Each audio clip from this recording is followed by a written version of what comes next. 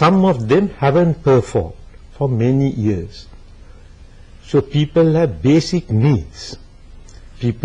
Our people in the village look at one thing for a long time. Without even having their own food, they want education. They find a lot of obstacles in the education field, right? And they have, from the time they go to put a child into a school where they claim that the principal or a teacher wants money to put a child into the school, from that time they have these problems of education. What about the health system? Health system too, they find the same thing, that when they go, I know I have gone to hospitals and found it very good, the staff. But sometimes you feel that they don't have the medicines to be given. So they have to write a receipt and give it to get the medicine outside. Or for the X-ray. I live close to Kalubowila hospital, and I see villagers coming from as far as Homagama area coming to Kalubowila. And every time they have to go to one of the private institutions which are full right around the hospital to get their basic facility which they are after. So after building such a good hospital, why haven't they provided that? So unfortunately in our system, the president hasn't removed these people for obvious reasons, the war and the stability of the government.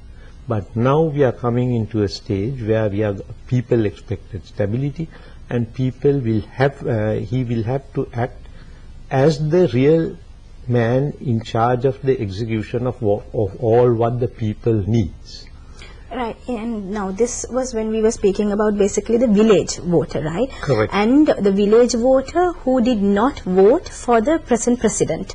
Yes. So now can we also in the same manner look at the north and the east?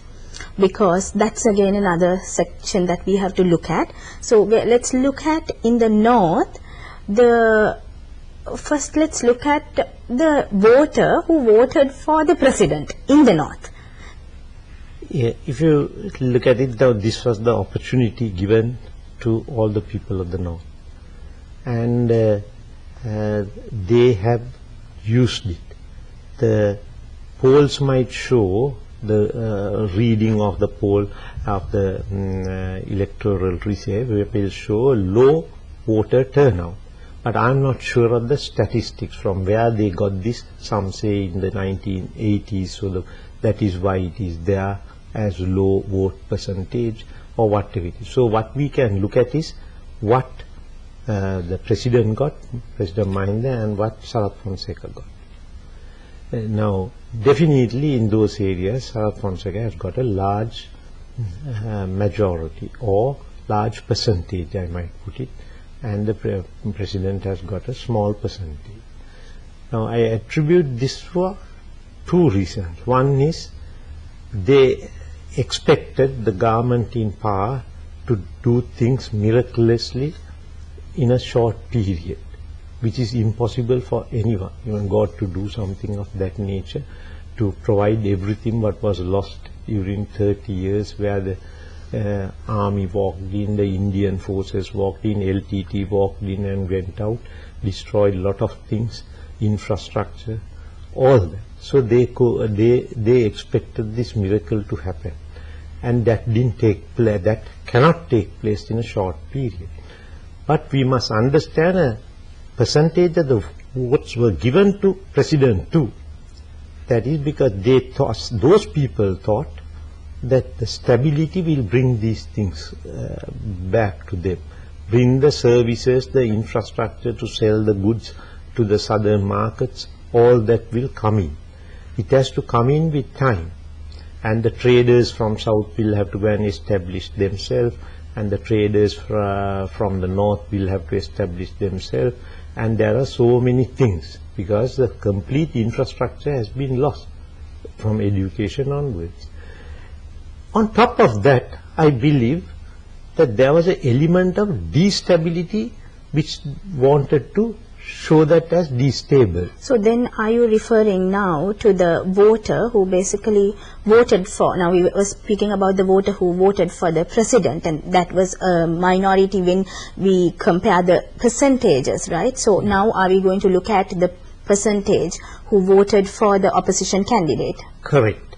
So when you look at the large percentage of those who voted for the opposition candidate, I think they were led by various international propaganda and the diaspora and the people abroad who never suffered under those circumstances. They wanted to have their dream of a Ilam.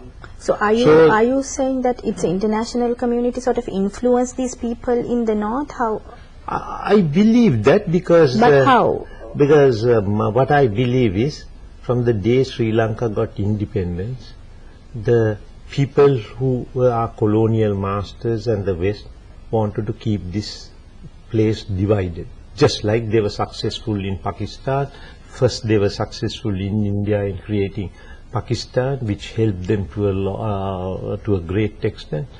So they wanted to see all the colonies divided. They did that tried to do it in Congo, they have done it in various other places, you name it. So they wanted to do that. So they will do everything possible to destabilize Sri Lanka. When you are saying they, you are divide referring the country. I am referring to the Western colonial powers, right?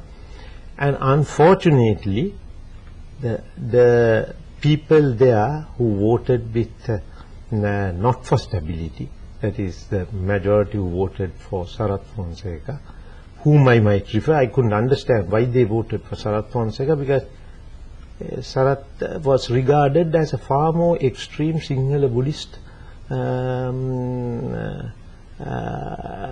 with ideas expressed himself as if this country belongs only to the Sinhala Buddhists. He has done that. The minorities should follow that. So even with that, why did they vote?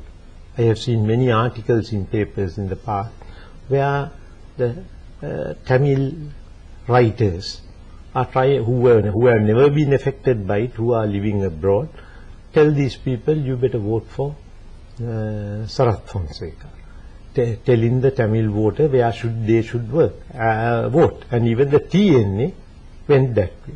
So only thing is, some of them are still living with the idea of a separate state as a dream.